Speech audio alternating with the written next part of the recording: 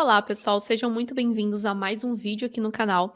E hoje eu quero falar com vocês um tema que pode ser que esse vídeo fique um pouco longo, mas eu quero explicar para vocês o que que é o Bitcoin, da onde ele surgiu, dar um contexto na questão macroeconômica, entender também um contexto de como o nosso dinheiro foi criado, de como ele está sendo gerado hoje em dia e como que a gente é prejudicado, extremamente prejudicado, através desse atual cenário macroeconômico, tá? Antes de mais nada, eu já peço para vocês deixarem um like aqui nesse canal e já se inscreverem aqui. Coloca aqui nos comentários se você entendeu 100% do que significa o Bitcoin e se você não está à procura só de preço, tá? Antes de mais nada, a gente precisa entender o contexto, né, do porquê que o Bitcoin foi criado, né? Então vamos voltar um pouquinho alguns anos atrás para a gente entender o contexto geral. Nesse sentido, a gente sempre teve na história a questão, assim, de moedas de troca, né. Ou então, se quando não era moedas de troca, geralmente as pessoas trocavam comida, né, entre elas. Então tinha aquela questão de: "Ah, eu tenho uma batata, você tem uma beterraba, então eu vou trocar porque eu tenho interesse na sua batata e você tem a beterraba que eu quero". E aí isso evoluiu, né, consequentemente criaram moedas, depois criaram papéis e agora moedas digitais. Mas por que que isso foi criado, né? Por que que o Bitcoin existe e por que que esse sistema atual nosso é tão arcaico, tá? Vamos começar parando para pensar assim sobre o cenário atual econômico financeiro, tanto do Brasil quanto dos outros países, tá? No contexto assim do Brasil, né, a gente vê realmente que teve uma grande perda do poder de compra. Para quem não sabe, o Plano Real, que é esse dinheiro que a gente usa hoje em dia, ele foi instalado em 1994. Então faz um tempinho já, né? Inclusive, eu nasci em 94, então a partir de 94, quando eu nasci, o Plano Real já estava funcionando, né? Eu estava iniciando aí, dando seus primeiros passos. E é legal a gente ver isso, porque desde, né, da criação do real, ele só se desvalorizou. Né? Então houve de fato uma desvalorização da nossa moeda. E se for parar para pensar, ainda voltando um pouco mais, se for ver a questão do porquê que o real foi criado, ele foi criado justamente porque anteriormente já estava com inflação. E eram tantos zeros que as pessoas colocavam no dinheiro, por exemplo, às vezes você tem R$ 1 milhão, mas esse R$ 1 milhão só compra, sei lá, uma cesta de pão. É um exemplo que causa a desvalorização do real. É exatamente por isso que quando as pessoas pegam uma nota de R$ 1, uma nota de R$ 5, não apesar de estar escrito aquele valor, ainda assim não vale aquilo de fato. Isso porque teve uma desvalorização da moeda. E isso a gente consegue ver em diversos países, não só no Brasil, né? Teve a desvalorização do próprio dólar, teve a desvalorização do real, entre outras moedas aí no mundo. Inclusive, a gente pode ver isso na Argentina, na Venezuela, por questões políticas, claro, que também influencia. Mas vamos deixar um pouco isso de lado, porque eu quero falar bastante sobre economia aqui com vocês, tá? E nesse sentido, realmente teve uma grande desvalorização do real, teve momentos na história onde o real teve uma grande pressão, ainda mais por questão da inflação, porque ainda assim, por mais que teve a desvalorização do real, ainda tem um fator da inflação que a gente pode observar. E tudo isso ocasiona como? No nossa perda do poder de compra. Sabe quando você está no mercado e você vê aquela cesta de ovos que anteriormente custava R$ 9 e agora você está pagando R$ 19? Então, é isso que acontece no nosso dia a dia. É por isso que você precisa entender o que que é economia. É por isso que você precisa abrir seus olhos para o mercado de criptomoedas. Mas calma que eu vou chegar lá e eu vou explicar para vocês como que funciona aí toda a questão macroeconômica, tá? Agora, nesse momento, você entendeu o que que rolou na macroeconomia, como que o real foi criado, o porquê que quando você vai no mercado vê uma inflação absurda e você não consegue terminar suas compras. Inclusive, tem pessoas hoje dizendo que o salário mínimo deveria ser R$ 5.000 aproximadamente, porque aí seria um ganho justo para você ter de fato, né, na sua família, quando na verdade o salário mínimo agora tá R$ 1.000, né? Então, realmente não faz sentido. E com R$ 1.000, se a gente for parar para pensar, você não consegue pagar o aluguel, não consegue manter a alimentação, dependendo do lugar que você for morar, R$ 1.000 não vai dar nem para alimentação e aluguel. Então isso é muito injusto. Né? Tem muitas pessoas passando fome no Brasil, muitas pessoas desempregadas, mas tudo isso se deve a questões econômicas, né? E decisões políticas também. Mas isso eu vou deixar para outro vídeo. No sentido assim de da gente entender o contexto macroeconômico, entender também a nosso atual cenário, vemos também a desvalorização do real e a inflação agindo. Aí você pensa, ok, Mas o que que o Bitcoin tem a ver com tudo isso, né? Primeiro, a gente tem que entender a questão de ser deflacionário, né? Essa palavra deflacionário é agir contra a inflação, né? Por que que age contra a inflação? Lembrando que a desvalorização do real também está ligada ao fato do governo poder imprimir diversos papeizinhos aí todos os dias, né? Que é aquela nota de real que a gente vê, a nota de R$ 5, R$ 10, enfim, né? A gente vê realmente aquela nota sendo impressa aí a todo vapor. E isso, olha só que interessante, né? Quanto mais você tem, eu vou fazer uma analogia agora com metais preciosos, né? Quanto mais você tem um metal, mais barato ele fica. Por quê? Porque ele é fácil de encontrar. Você não tem dificuldade para encontrar, por exemplo, granito. Né? Granito tem em vários lugares. Granito, quando você vai na praia, às vezes tem uma pedra de granito lá. A dificuldade está em apenas polir aquele granito. Mas se a gente encontrasse um diamante no chão, a história mudaria, né? Então é claro que esse contexto de escassez, ele pode ser atribuído também para o nosso dinheiro, tá? Por que isso? Quanto mais dinheiros, né, você tem no mercado, mais impressão de dinheiro em massa realmente vai causar uma inflação, porque de fato assim tem bastante, então a oferta tem bastante, né? Então não tem por que a pessoa ficar com medo, então ocasiona a desvalorização daquele ativo, né? Isso comparando com o dólar, isso comparando também com o granito que eu coloquei o exemplo aqui para vocês, o diamante é raro e é por isso que ele é caro. E aí, vamos voltar aqui para o mundo das criptomoedas e vou falar para vocês o porquê que eu estou explicando tudo isso. Primeiro ponto, né? Eu coloquei aqui para vocês o white paper do Bitcoin em primeira mão. Eu acho que pouquíssimas pessoas leram o white paper do Bitcoin, que é o resumo do projeto e para que ele serve, né? Então, num contexto assim do porquê que o Bitcoin surgiu, ele surgiu justamente para consertar todos os erros que a nossa sociedade extremamente falha criou, tá? Em questão de escassez, o Bitcoin ele é um ativo escasso, ou seja, tem uma emissão programada e é pré-definida já. Não tem como você ter mais Bitcoins do que é possível, do que já foi estabelecido, que é em torno aí de 21 milhões, acredito. A partir de 21 milhões, não será possível mais ter Bitcoin, tá? E aí, nesse sentido, você vai me perguntar, ok, mas o Bitcoin ele vai ter emissão controlada, e se acabar, né? Todo mundo vai deixar de lado. Não, galera, não. Pensa no seguinte: quantas pessoas existem no mundo? Quantas pessoas têm Bitcoin hoje em dia? Quantas pessoas investem no mercado de criptomoedas? Aproximadamente aí o mundo é muito grande, né? A gente sabe que tem muitas pessoas no total da humanidade, né? Então, é realmente nesse sentido, né? Da gente entender a escassez do mundo como um todo. E olhar também a questão do Bitcoin como um ativo escasso, né? E como vocês podem ver, todo esse white paper que eu estou compartilhando aqui com vocês, eu quero explicar também o que, que é o Bitcoin e para que ele existe, tá? E nesse sentido, vamos começar um pouquinho sobre a questão da escassez que eu falei para vocês, justamente porque ele é um ativo escasso, então ele tem uma emissão programada, então não vai ter mais Bitcoins depois daquilo. Isso se torna ativo escasso, comparando também com um diamante, por exemplo, ou com pedras extremamente valiosas, então é um ativo escasso. Aí você vai me perguntar, ok, mas e a questão da descentralização? Porque hoje em dia um problema que nós enfrentamos é de fato a corrupção.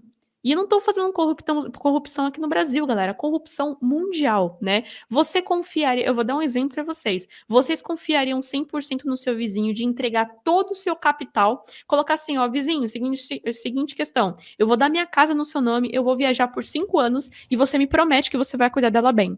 Bom, muitas pessoas assim poderiam falar, ok, isso é um absurdo. Então, por que que você vai confiar em governo? Por que que você vai confiar no Estado?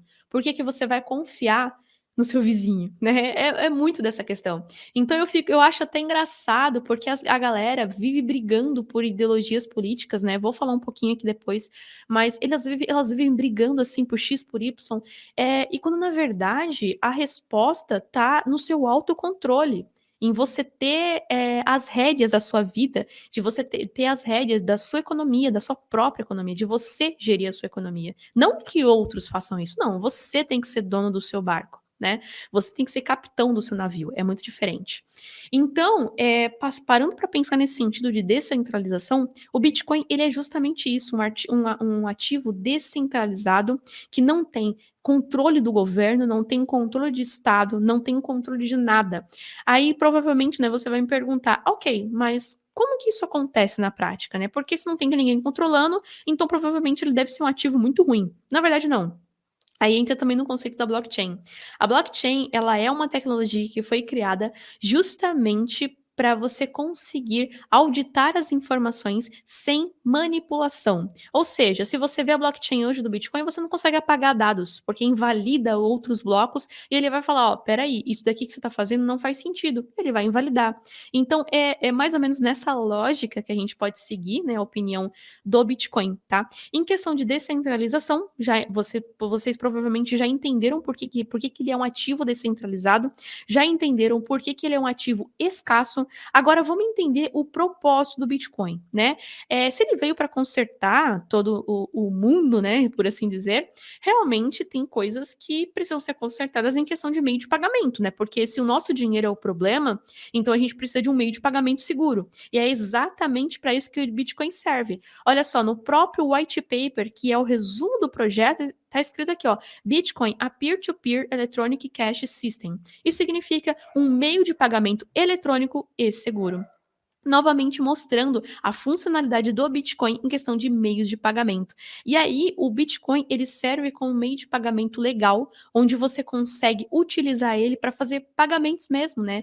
Por exemplo, se você for comprar uma pizza, se você for comprar uma casa, através do Bitcoin, você consegue, né? De forma descentralizada, sem depender do governo, sem dependência de empresas, sem nada por trás, somente com o seu celular e tendo acesso à internet. E hoje em dia também eu estava dando uma olhada na internet da Starlink, que é do Elon Musk, que é de fato uma internet via satélite e que também tira a centralização de telefonias móveis, né? Que são as do Brasil, que eu acredito que todo mundo aqui já teve problemas com isso. E eu também já tive, né? Então, eu acho que é mais uma questão também da gente entender isso como um ponto positivo, tá?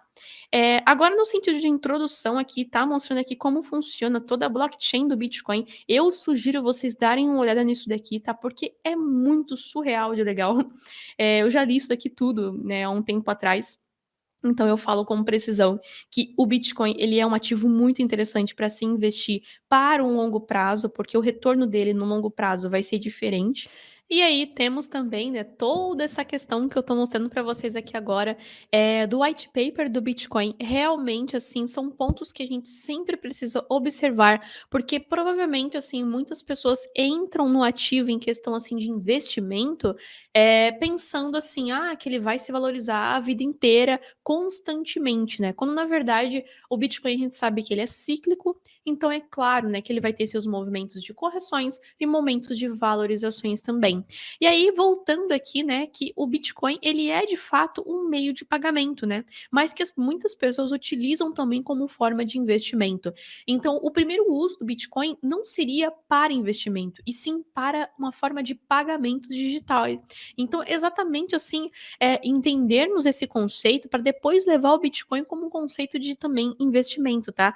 Que, claro, eu invisto no Bitcoin já tem mais de 4 anos e eu falo com precisão, assim, que ele vem me dando retorno, né, ao longo desses anos. E é legal, né, que a gente observa isso, porque por mais que tenha todas essas correções no mercado, muitas pessoas acabam esquecendo de todos esses fundamentos aqui que eu tô falando para vocês, justamente porque o preço está em correção. E aí as pessoas vendem, no fundo, né, provavelmente compraram lá no topo de $69.000, $68.000, venderam o ativo, né, no fundo, e agora estão pensando que o Bitcoin vai morrer. Quando na verdade essas grandes correções do Bitcoin nós já vimos também há muito tempo atrás. Quando o Bitcoin ele chegou aí os seus $3.000, ele teve grandes correções. Há muito tempo atrás, quando ele chegou nos seus $19.000, também tiveram correções e mesmo assim teve uma recuperação de preço. Esse cenário atual que nós estamos vendo no Bitcoin é o primeiro realmente bear market que a gente está vendo. Por que que eu falo isso? Tem toda a questão macroeconomia que a gente pode ver, Por exemplo, são as guerras que aconteceram, pandemias, inflações, que isso afeta também o mercado de criptomoedas como um todo. Apesar do Bitcoin ter sido feito para consertar esses erros, muitas pessoas pensam no seguinte, assim, de sempre só pensar em ser um ativo para investimento. E é por isso que muitas pessoas vendem os ativos, né, enquanto outras pessoas estão comprando, muitas estão vendendo, porque meio que se perderam aí nos conceitos. E é bom esse vídeos como esse para lembrar vocês que o Bitcoin, apesar de ele estar custando na faixa de 18, 19 mil dólares aí aproximadamente, ele não perdeu seus conceitos. O Bitcoin, ele é Bitcoin, mesmo custando 29, 69, 100 mil dólares, tá? E 19 mil dólares também, ele continua sendo o mesmo ativo, descentralizado, seguro para investir, e é de fato um ativo que é antifraude, tá? Muitas pessoas falam assim que o Bitcoin ele é um ativo para atos ilícitos, né? Já que é um meio de pagamento digital que não tem controle. Quando na verdade o fundamento do Bitcoin não tem nada a ver com isso. Eu vou explicar para vocês o porquê, tá? Nesse white paper tem várias informações, mas um ponto que eu quero trazer para vocês é que a própria blockchain do Bitcoin, ela é auditável, ou seja, você, no conforto da sua casa, você consegue ver todas as transações que acontecem no Bitcoin. Para onde elas foram, quantas pessoas venderam, ou quando compraram, onde compraram. Tudo está disponível na blockchain para ser analisado. E é por isso que o Bitcoin ele não é um ativo para você cometer crimes, né? Porque pensa no seguinte, né? Um criminoso ele quer ocultar as transações. Então é óbvio que ele não vai preferir, né, ativos como o Bitcoin, que expõem todas essas transações e coloca também de risco toda aquela atividade ilícita, né? De fato que ele quer esconder. E por isso que o Bitcoin ele não é feito para isso, né? E tem se provado também que ele é um ativo, de fato, para meio de pagamento, né? Como vocês podem observar também, o Bitcoin, ele tem um conceito, assim, de meio de pagamento e, portanto, ele foi aceito, né, em El Salvador como uma moeda de curso legal. E tem outros países também que estão nessa mesma pegada. A gente vê também que a Ucrânia está mais ou menos nesse estilo, a Rússia também está com essa iniciativa de aceitar criptomoedas lá no território deles, e é realmente, assim, olha só que interessante, países que meio que perderam o controle do governo, eles estão precisando de uma forma de organização. E é justamente o que o Bitcoin faz. Ele organiza formas de pagamento para fazer com que seja tudo descentralizado, sem dependência do governo e uma forma segura, tá? É por isso ele realmente é interessante para a gente observar, justamente porque ele tem todos esses conceitos, né, de descentralização, forma de pagamento segura e ainda assim auditável. Então, quando você falar assim que o Bitcoin ele perdeu seus conceitos, está perdendo valor, não se esqueça de tudo isso que você viu nesse vídeo, porque é muito fácil esquecer os fundamentos do Bitcoin, principalmente quando ele está em baixa, né? Porque as pessoas tendem a se perder aí, geralmente tendem a achar com ansiedade, elas agem com ansiedade e acabam perdendo os princípios, tá? É muito fácil a gente perder princípios quando nós estamos tristes, chateados, angustiados com a vida. Mas é muito simples lembrar eles quando nós estamos felizes, né? Então, pense mais com o racional quando você for vender o Bitcoin, porque só tem 21 milhões existentes no mundo. E quando acabar esses 21 milhões, você vai ver esse vídeo e vai pensar assim: eu deveria ter comprado antes. Então, fica a dica aqui para vocês, galera. Não vendam na emoção, não vendam na ansiedade, porque eu tenho certeza que daqui a uns 5 anos, 6 anos, vocês vão se arrepender disso.